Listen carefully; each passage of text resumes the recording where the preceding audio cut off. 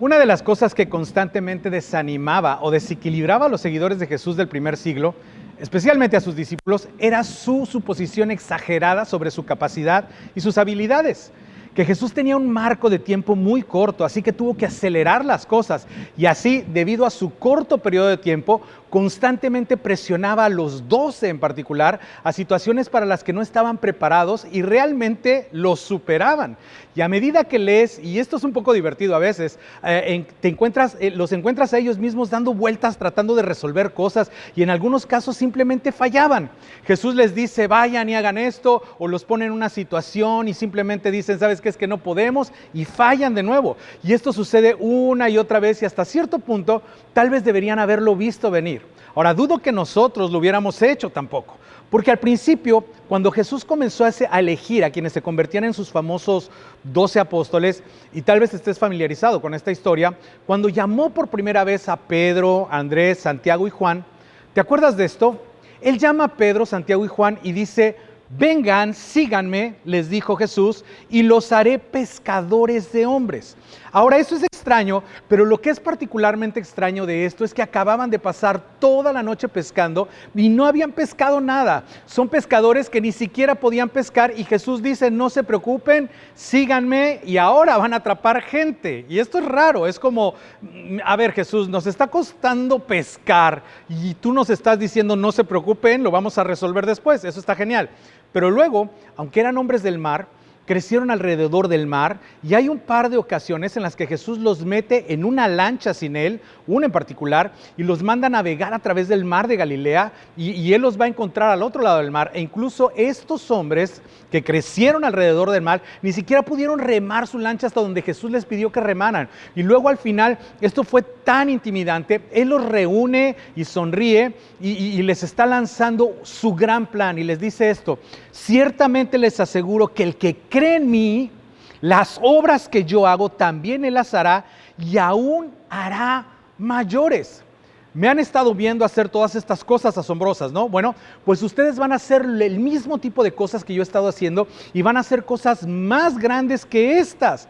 Ellos están pensando, a ver Jesús, ni siquiera pudimos remar 10 kilómetros a través del extremo del mar de Galilea. No vamos a hacer cosas más grandes que tú.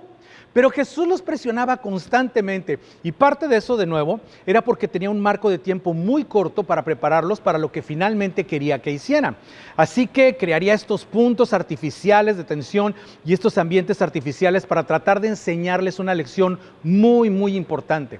Y no fue solamente una lección para ellos, fue una lección para mí también. Y de eso te voy a contar un poco más adelante. Pero bueno, fue una lección para todo aquel que dice ser o quiere ser un seguidor de Jesús.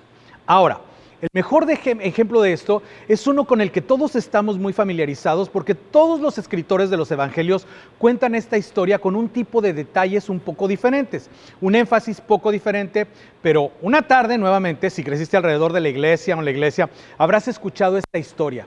Jesús estuvo enseñando todo el día. Ahora, lo malo de que Jesús enseñara todo el día, lamentablemente, es que los escritores de los evangelios no nos dicen qué es lo que estaba enseñando.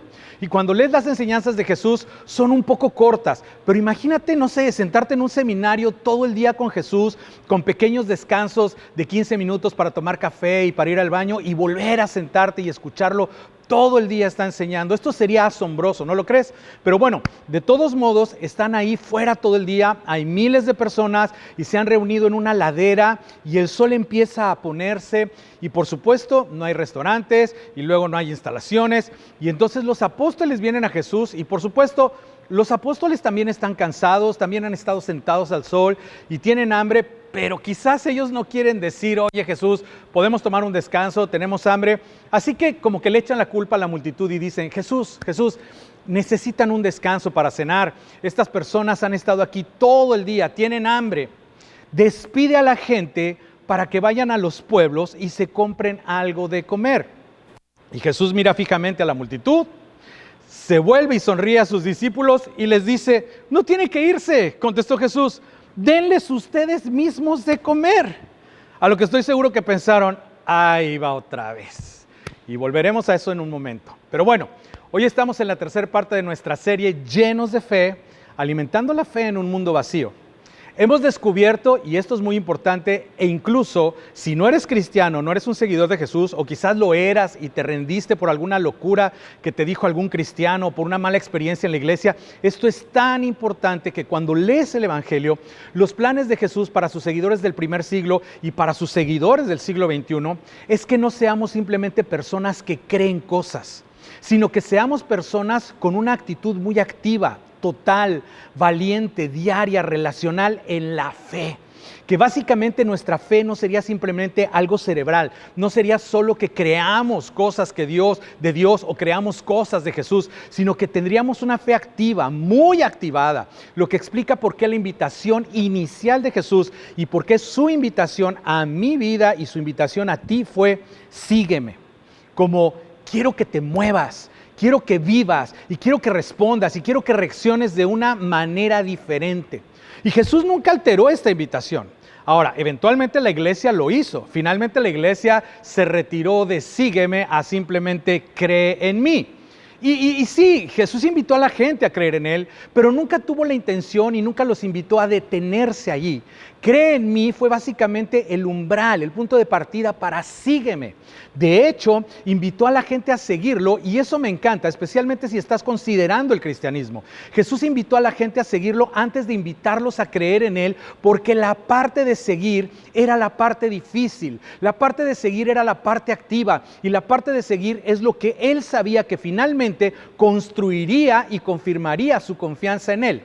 Pero simplemente creer es fácil, es mucho más fácil que seguir, ¿no? Es más seguro, es menos exigente, no requiere ningún cambio en absoluto, solo toma una decisión en tu cabeza.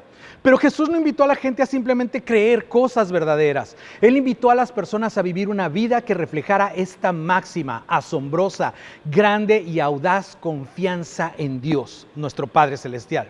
Él nos invitó a vivir una vida que refleje nuestra confianza en Dios, su Padre. Porque como hemos dicho a lo largo de esta serie, la confianza es el intercambio de una relación. Y entonces Jesús invitó a sus seguidores del primer siglo y los invita a ustedes y me invita a mí a seguirlo para vivir una vida que refleje confianza en nuestra fe en Dios. Al leer el Nuevo Testamento, resulta que Dios es más honrado cuando vivimos una fe activa en cada situación y en cada momento. No solamente en nuestras cabezas y nuestros corazones. Y cuando nuestra fe diaria se activa de esta manera: elijo perdonar, elijo seguirlo, elijo invertir, elijo ser compasivo, elijo ser generoso, estoy eligiendo responder como Jesús. Cuando nuestra fe se activa o cuando nuestra fe activa se cruza con la fidelidad de Dios, nuestra fe crece. Pero creer sin hacer da como resultado una fe débil, vacía y quebradiza.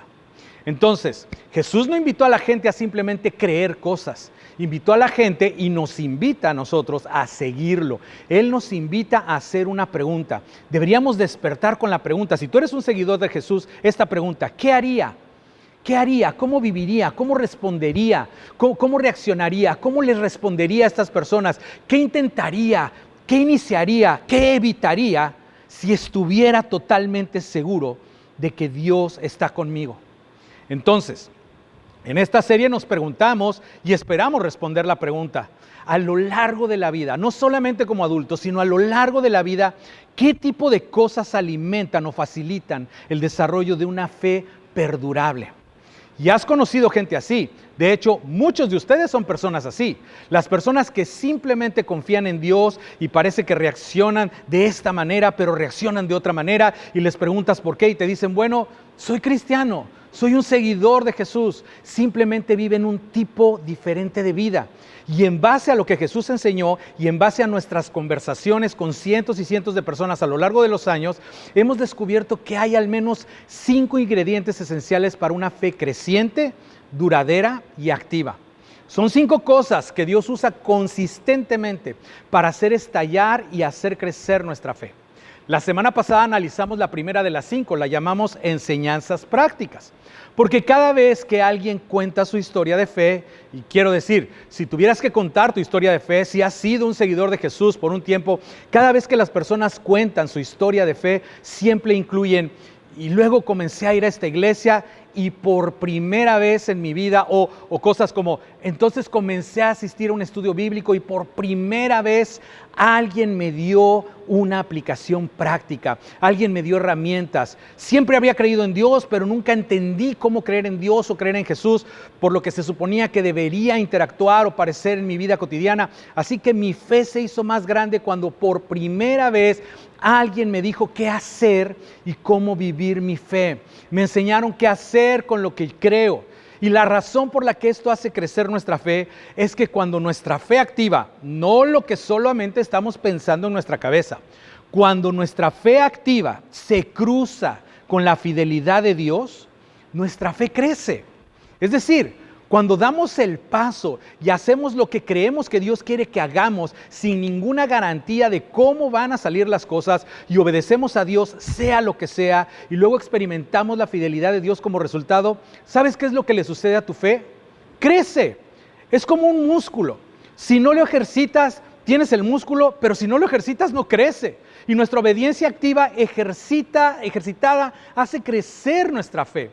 Pero si nunca estás en un ambiente donde alguien te enseñe y te muestre cómo vivir tu fe, será difícil ejercitar ese músculo. Entonces, cuando experimentamos la fidelidad de Dios al tomar la decisión de confiar, en realidad experimentamos a Dios.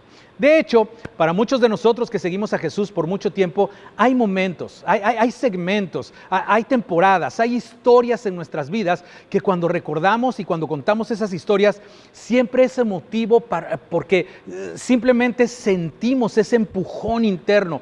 Nosotros sabíamos que necesitábamos, disculparnos, necesitábamos escribir esa carta, necesitábamos ser voluntarios, necesitábamos ser más generosos o necesitábamos hacer lo que fuera. Y no sabíamos cómo iba a resultar, no teníamos el tiempo, no teníamos el dinero, no teníamos el ancho de banda emocional, pero lo hicimos de todos modos. Y luego, en el fondo, Dios simplemente hizo algo que no podíamos anticipar y nunca olvidamos esos momentos. Y nuestra confianza en Dios se hace más grande. La segunda cosa que crece y hace estallar nuestra fe relacionada con eso, y es similar a eso, lo llamamos ministerio personal. Cuando alguien cuenta su historia de fe y responde a la pregunta, ¿qué hizo que tu fe creciera? Las personas siempre hablan de la primera vez que salieron de su zona de confort para servir a alguien más de una manera para la que no se sentían preparados, no se sentían adecuados, pero sabían que se suponían que debían hacerlo. Salieron y sirvieron a alguien en el nombre de Jesús porque sintieron ese empujón interno. Esencialmente cuentan la historia de entrar en la historia de otras personas o entrar en la historia de un grupo de personas, un vecino, tal vez una organización sin fines de lucro que estaba haciendo algo significativo en la ciudad y tenían una carga y pensaron, ¿sabes qué? Yo quiero ayudar, pero ¿qué puedo hacer? Y luego se involucraron y en el fondo sienten que Dios los usó para marcar la diferencia. Ayudar, a un grupo de jóvenes de secundaria o preparatoria, porque a lo mejor tú recuerdas cómo eras en la secundaria y si hubieras tenido a alguien que hiciera por ti lo mismo que tú puedes hacer por ellos o lo mismo que Dios quiere que hagas por este grupo, pero pues te sientes intimidado y ¿qué es lo que sabes? Dios, sabes, si puedes usarme me apunto, pero en el fondo se hicieron buenas relaciones con los chicos, hiciste buenas relaciones con los padres y todos los que han seguido a Jesús durante algún tiempo han sentido ese empujón para entrar en el juego y abrazar algún tipo de ministerio personal. Y cada vez que alguien cuenta su historia o cuando cuentas tu historia, estas son algunas de las cosas que escuchamos. Estaba tan nervioso, sí, eso es verdad, o me sentía muy inseguro, ya sabes, tenía que dar esta lección y me senté con estos niños, empecé, ni siquiera conozco la Biblia también, creo que ellos saben más que yo, o esto, me sentí inadecuado e incompetente, no sabía lo que iba a pasar, pero es parte de la historia, pero lo que sí sabías es que sabías que era lo que Dios quería que hicieras. No sabía lo que iba a pasar. No sabía cómo iba a resultar, sabía que no tenía suficiente tiempo, sabía que no tenía los recursos, no había ninguna garantía, pero simplemente sabía que esto era lo que Dios me estaba empujando a hacer. Y quería retractarme y me preguntaba por qué me inscribí en esto y pensé, todos aquí son más inteligentes que yo y todos aquí saben las respuestas. ¿Qué pasa si digo algo mal? Pero cuando la gente cuenta su historia, Cuando tú cuentas tu historia, cuando yo cuento mi historia, ¿qué decimos? Decimos, pero yo simplemente seguí adelante de todos modos. Y la razón por la que es parte de nuestra historia es porque somos geniales. La razón por la que es parte de nuestra historia es porque al tomar la decisión experimentamos la fidelidad y la provisión de Dios. Y una vez más, la parte emocional es que Dios te usó a ti y me ha usado a mí en la vida de otras personas. Presionar nuestra insuficiencia para decir sí a Dios en beneficio de otras personas hace crecer nuestra fe. Crece una fe duradera, fuerte, ya sabes, que va a superar lo que venga. Cuando superamos nuestra insuficiencia, cuando superamos el no tengo tiempo, tengo miedo, no tengo los recursos, soy demasiado viejo, soy demasiado joven, no tengo la educación suficiente, sea lo que sea, pero siento que Dios me está presionando. Cuando superamos nuestra insuficiencia es cuando experimentamos la fidelidad de Dios y nuestra fe se hace más grande. De hecho, algunos de ustedes, mientras digo esto, están pensando, Dios mío, alguien le dijo a Roberto lo que estoy pensando. ¿Sabes por qué? Porque has estado luchando con esto. Quizás has sentido un empujón para comenzar algo o hacer algo tal vez en la comunidad o tal vez en la ciudad o tal vez en una ciudad diferente o tal vez aquí en la iglesia. Pero has sentido ese empujón de parte de Dios y crees que podría ser Dios, pero va a requerir algo de ti y te estás resistiendo. ¿Sabías que todos resistimos? Esto no es falta de fe. ¿Sabes lo que es? Es una prueba de tu fe, de hecho, es una prueba de mi fe. Dios, no sé cómo va a funcionar, no sé si soy adecuado, pero si esto es tuyo, haré lo que sé hacer y voy a confiar en ti para hacer lo que solo tú puedes hacer, porque ese empujón no cesará, no va a desistir. Y de nuevo, no tienes idea, y aquí está la otra gran cosa sobre esto, no tienes idea de lo que depende de tu decisión, si decides sí o no, no tienes idea de lo que está en juego en el término de lo que va a pasar, pero aquí hay algo que sé con certeza que está en juego. La calidad y la fuerza de tu fe, porque decir sí a Dios para intervenir, para servir a otras personas, es una de las 5 cosas que Dios siempre usa para hacer crecer nuestra fe. Si no me crees, pregúntale a los discípulos. De hecho, permíteme volver a la historia. Despide a la gente para que vayan a los pueblos y se compren algo de comer. Jesús los mira y les dice, no tienen que irse, contestó Jesús, denles ustedes mismos de comer. Ahora, un poco más de contexto para esta historia porque creo que es interesante. Justo antes de este incidente, Herodes Antipas, no Herodes el grande que mató a los niños bebés de Belén, sino su hijo, Herodes Antipas, era el gobernador de la parte norte, lo que llamamos hoy Israel moderno o Galilea. Y no era fanático de Juan el Bautista, porque Juan el Bautista no era fanático de Herodes Antipas, porque Herodes se había casado con la esposa de Felipe, su hermano, que se llamaba Herodías.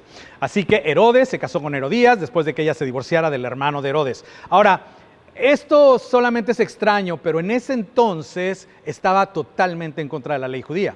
Así que Juan el Bautista, que no tenía, que no le daba miedo decir lo que pensaba, hablaba por las calles de Herodes Antipas y de cómo se había casado con la mujer de su hermano y los estaba constantemente confrontando. Entonces Herodías, la mujer en cuestión, quien se divorció de Felipe para casarse con Herodes, ya sé que ya se hicieron un chilaquil de todo esto, pero bueno, sigan conmigo, tampoco era fanática de Juan el Bautista. Así que convenció a su esposo de que arrestara a Juan el Bautista, lo cual fue un gran problema porque la gente de esa parte del mundo pensaba que Juan el Bautista era un profeta. Ellos sabían que él era un profeta, de hecho. Además, era pariente de Jesús. Sabemos que sus madres eran primas. Tenemos esta situación y finalmente Herodías convenció a su hija, una hija adolescente, de entrar ante Herodes Antipas, su esposo y sus amigos, y bailó ante ellos. Y no sé cómo bailó, lo vamos a dejar ahí. Pero entonces Herodes y sus amigos todos están tan emocionados después de este baile tan sensual que Herodes está borracho y le dice, ¿sabes? Eso fue increíble, solo pide lo que quieras, el precio de lo que quieras, te voy a dar lo que me pidas. No sé, pensando que una adolescente pues va a querer algo como un iPhone, un carro, no sé. Y se sale de la habitación ella y todos se preguntan a dónde fue. Y ella se va a ver a su mamá y le dice, está bien, ¿qué es lo que quieres? Y su malvada madre, Herodías, le dice, dile a tu padrastro, mi nuevo esposo, que quiero la cabeza de Juan el Bautista en una charola de plata. Mira, esta es la razón por la que debes leer la Biblia, porque en la Biblia hay historias así de oscuras. ¿De acuerdo? Ni siquiera sabías que esta parte estaba ahí. quiero la cabeza de Juan el Bautista en una charola de plata. Así que ella vuelve a entrar, todos están en su relajito, en su fiesta, todos están borrachos, y Herodes dice, está bien, ¿qué es lo que quieres? Y la chica dice, quiero la cabeza de Juan el Bautista en una charola de plata. Ahora Herodes está presionado porque inclusive el compromiso lo dijo delante de todos sus amigos, así que efectivamente envía a su verdugo a la mazmorra, le cortan la cabeza a Juan el Bautista y literalmente la ponen en una charola de plata y se la dan a Herodías. ¿Por qué? Eso era lo que ella quería. Ahora, ¿qué tiene que ver con todo esto? Ella acaba de terminar con la vida de Juan el Bautista. Bueno, las noticias de todo esto llegan a Jesús y definitivamente es terrible. Hay mucho dolor. Imagina a los discípulos de Juan el Bautista, porque era el precursor de Jesús, fue enviado para anunciarlo y ahora está muerto y Jesús no hizo nada para detenerlo. Ahora, sé que de vez en cuando nos decepcionamos con Dios, simplemente pasa y solo necesitas saber que eso no es nuevo para nosotros en esta generación. Imagina a los discípulos, habían visto a Jesús convertir el agua en vino y eso ni siquiera era importante, es divertido, pero no era importante. Habían visto a Jesús sanar a extraños y él no hizo nada, ni siquiera movió un dedo para ayudar a su propio primo Juan el Bautista. Y todo esto parece que no tiene sentido. Y quiero decirte, a todos nos pasa. A veces la falta de respuesta de Dios o cuando no responde de la manera que queremos no tiene ningún sentido para nosotros. Las respuestas de Jesús a menudo tampoco tenían sentido. Volviendo a la historia. Dice, cuando Jesús recibió la noticia, esta terrible noticia, se retiró él solo en una barca a un lugar solitario. Jesús se entera que Juan el Bautista ha sido ejecutado y se va al lago. Eso fue lo que hizo, estaba triste. De hecho, se alejó tanto de la región que se fue a la parte más al norte de Galilea, se fue al lago, a un lugar solitario. Está molesto, está cansado, ha estado haciendo todo esto del ministerio, quería estar solo, reflexionar, recuperarse. Y una lancha era la única forma de escapar, porque cuando hay multitudes y no hay autos, la única forma de alejarse de las multitudes es subirse en una lancha. Y yo creo que esta era una de las razones por las que Jesús pasó tanto tiempo en Galilea. Seguramente seguido decía, chicos, estoy cansado, vámonos en una lancha y vamos al lago. Pero bueno, la historia continúa. Las multitudes se enteraron y lo siguieron a pie desde los poblados. Cuando Jesús desembarcó y vio a tanta gente, tuvo compasión de ellos y sanó a los que estaban enfermos. Ellos estaban allí esperándolo ya. Al atardecer se le acercaron sus discípulos y le dijeron, este es un lugar apartado y ya se hace tarde. Así que los discípulos le piden a Jesús que haga algo. Despide a la gente para que vayan a los pueblos y se compren algo de comer.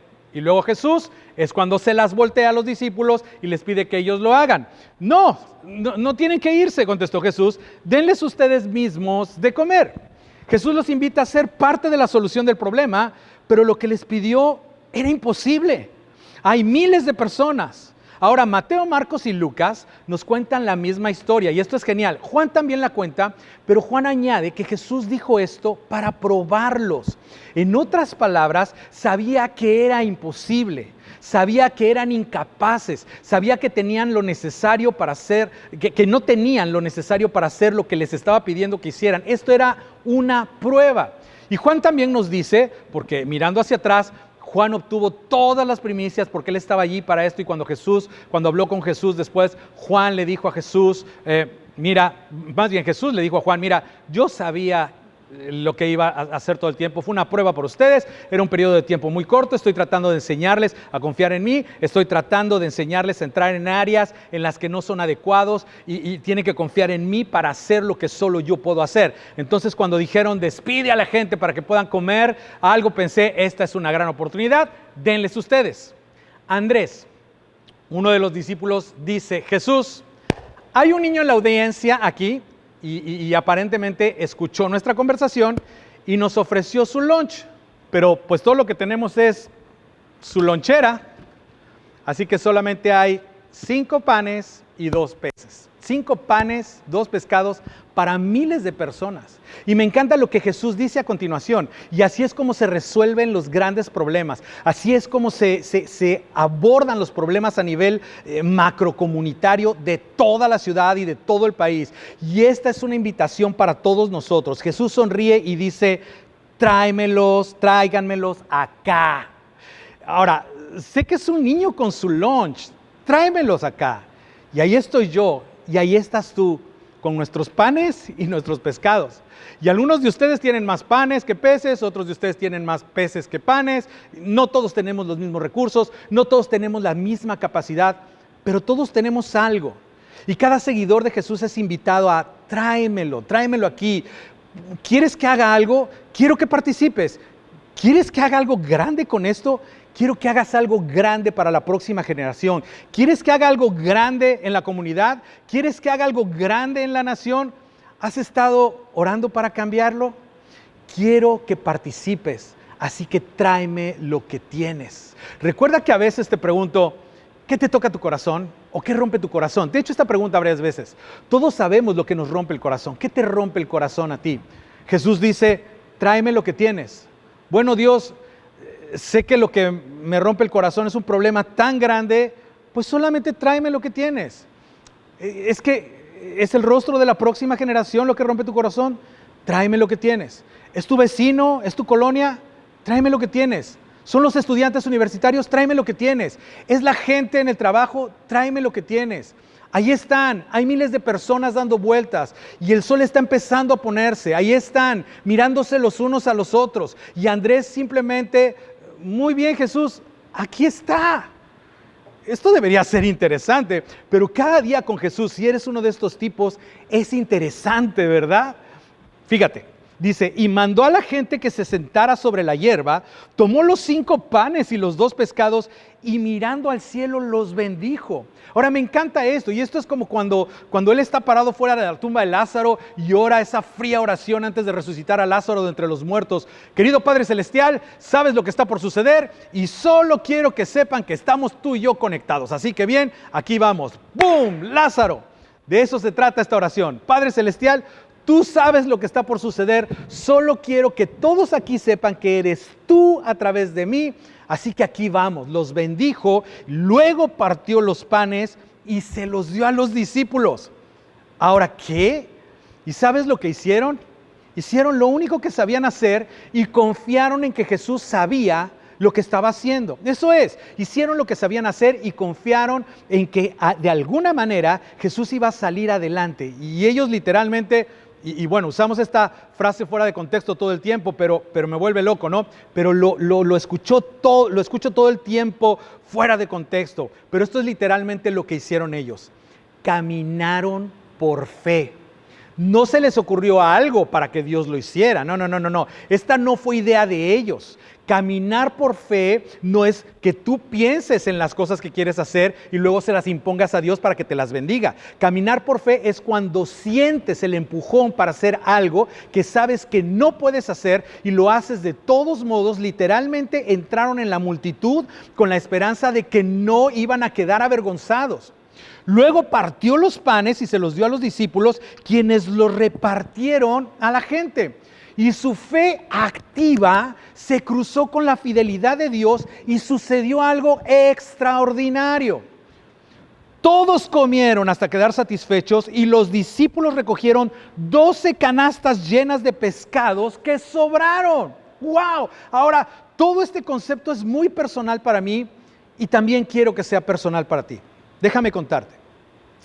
Hace varios años, mi esposa y yo sentimos este fuerte empujón a hacer algo que sabíamos para lo que no estábamos preparados, alteraría nuestra comodidad, nos posicionaría ante mucha responsabilidad y nos traería demasiadas críticas. Nos sentíamos totalmente inadecuados e incapaces.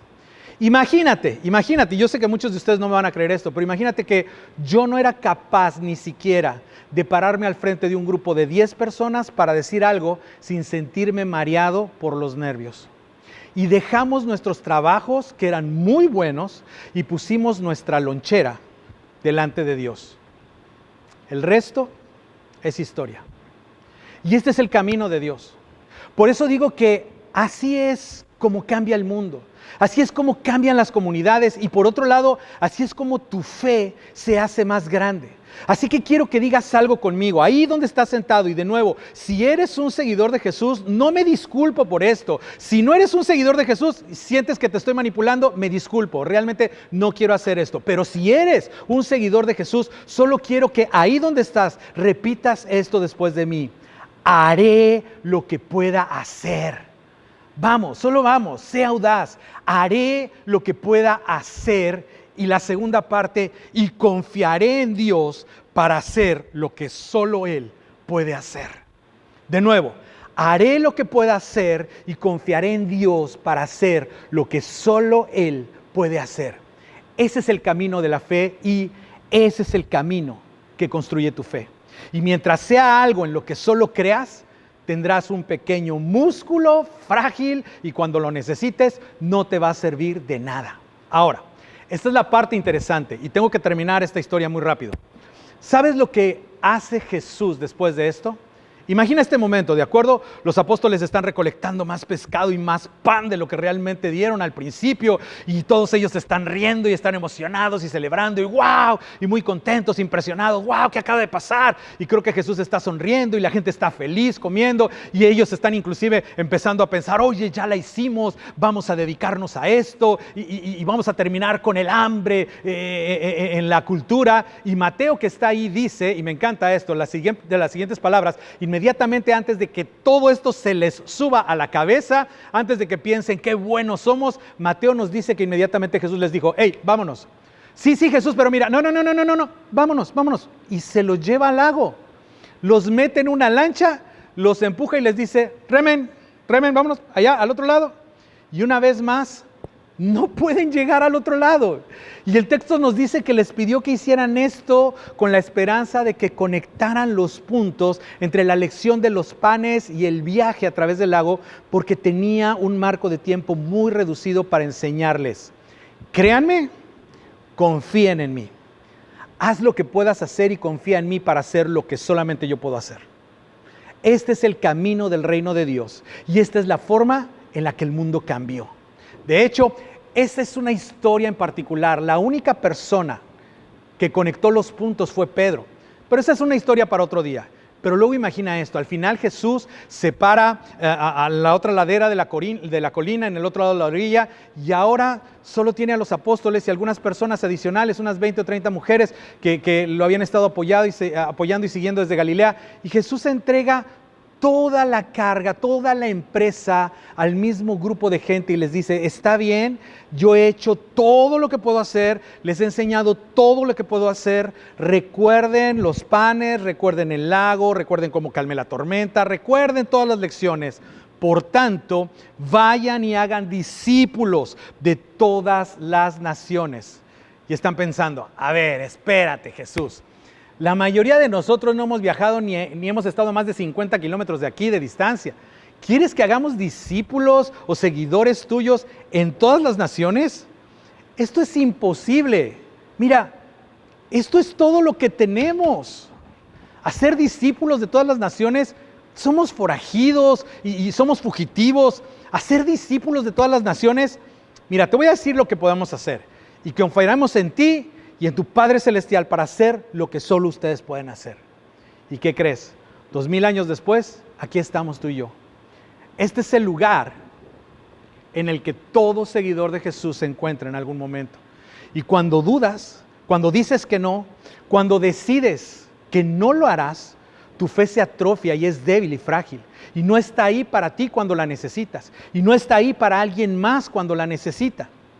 Pero ese empujón para servir, ese empujón para intervenir, ese empujón para salir, ese empujón para invitar, ese empujón para liderar o lo que sea, esa es la oportunidad para experimentar a Dios de una manera en la que simplemente no lo vas a experimentar desde la seguridad de un no tengo lo suficiente, no tengo lo que se necesita, alguien más lo va a tener que hacer. No es así.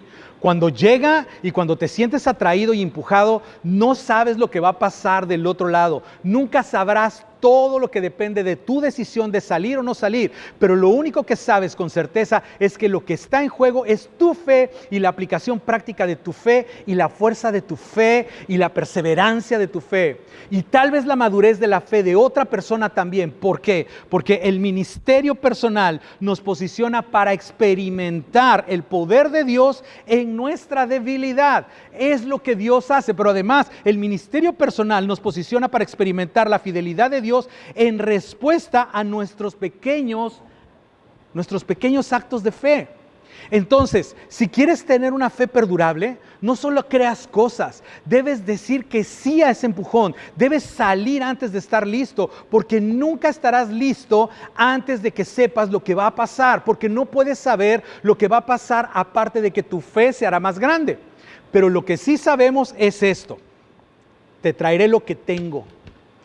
Esta es una de las 5 cosas que Dios usa consistentemente para crecer y hacer estallar nuestra fe.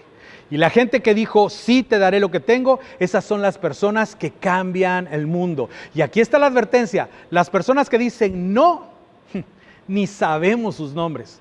De hecho, tal vez conozcas a alguien que se dio a ese empujón y cambió tu mundo. De hecho, estás aquí, eres creyente, estás haciendo cosas que nunca antes pensaste que harías porque alguien llamó a tu puerta, te invitó a algo o te pidió que participaras en algo y quizás ellos estaban muertos de miedo cuando te lo dijeron. De hecho, te lo dijeron más tarde, quizás algunos de ustedes les dijeron, ¿sabes qué? Por poco ni te invito. Y tú mismo dices, pues me alegro mucho de que me hayas cedido ese empujón porque ha impactado mi mundo. Y aquí está la cosa: en algún lugar hay alguien cuya vida, cuyo hijo, cuyo matrimonio, cuyo nieto, cuya fe cambiará una vez que tú des ese paso adelante y pongas a disposición de Dios lo que hay en tu lonchera. Una vez más, hay una historia que aún no se ha contado y tu Padre Celestial está diciendo, solo tráeme lo que tienes. Tú haz lo que solo tú puedes hacer y yo haré lo que yo puedo hacer. Y te sorprenderás de lo que podemos hacer juntos. Dales algo de comer. Y ¿sabes qué? Lo vamos a tomar ahí mismo la próxima vez en la 4ª parte de Llenos de Fe. Pero antes de irnos, ya sabes lo que tengo para ti. Unas preguntas, y en esta ocasión no son 3, son 5, que me encantaría que comentaras con tu familia. Primera pregunta: ¿sirves actualmente en la iglesia? En caso afirmativo, ¿qué función desempeñas y cómo le ha beneficiado a tu fe? Si no es así, ¿a qué barreras para servir te enfrentas actualmente? Quizás esas barreras son pretextos. Pregunta número 2.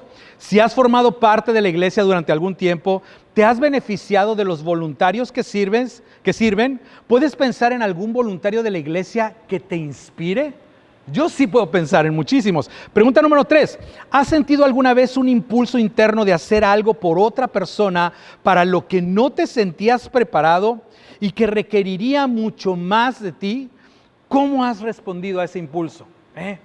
Pregunta número 4, basándote en tu experiencia, ¿cómo describirías la relación entre servir a los demás y tu fe? Servir a los demás, ¿te has dado cuenta que ha hecho crecer tu fe? Y la pregunta número 5, ¿planeas servir en tu iglesia local esta temporada? Bueno, nos vemos para la siguiente parte de esta serie.